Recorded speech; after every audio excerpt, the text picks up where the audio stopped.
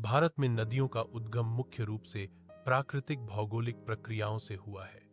भारत का भौगोलिक स्वरूप अत्यंत विविध है। यहाँ हिमालय की ऊंची पर्वतमालाएं, दक्कन का पठार, पश्चिमी और पूर्वी घाट तथा विशाल मैदानी क्षेत्र मिलकर ऐसे वातावरण का निर्माण करते हैं जहां विभिन्न प्रकार की नदियां जन्म लेती हैं। सबसे पहले, हिमालय भारत की प्रमुख नदी प्रणालियों का मुख्य स्रोत है। लगभग 5 करोड़ वर्ष पहले जब भारतीय भू भाग यूरेशिया से टकराया, तब हिमालय का निर्माण हुआ। इस ऊंचे और हिमाच्छादित क्षेत्र में भारी मात्रा में बर्फ जमा होती है। गर्मियों में यह बर्फ पिघलकर जल का रूप लेती है, जिससे गंगा, यमुना, सिंधु, ब्रह्मपुत्र जैसी बड़ी नदियां उत्पन्न होती हैं।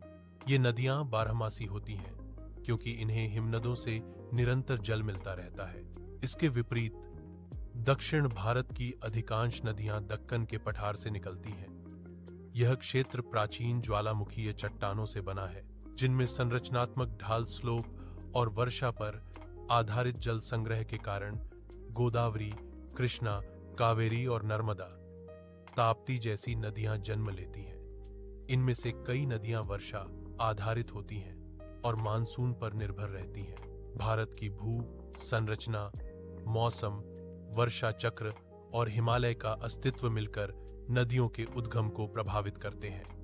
नदियां सिर्फ भौगोलिक नहीं, बल्कि सांस्कृतिक और आर्थिक दृष्टि से भी अत्यंत महत्वपूर्ण हैं। ये नदियां हजारों वर्ष से कृषि, सिंचाई, परिवहन, पेयजल और धार्मिक परंपराओं का आधार रही हैं। सार रूप में, भारत में नदियों का उद्गम हिमालय की हिमनदियों, दक्कन के पठार के जल संग्रहण क्षेत्रों और देश के विविध भौतिक भूगोल के संयुक्त प्रभाव से हुआ है।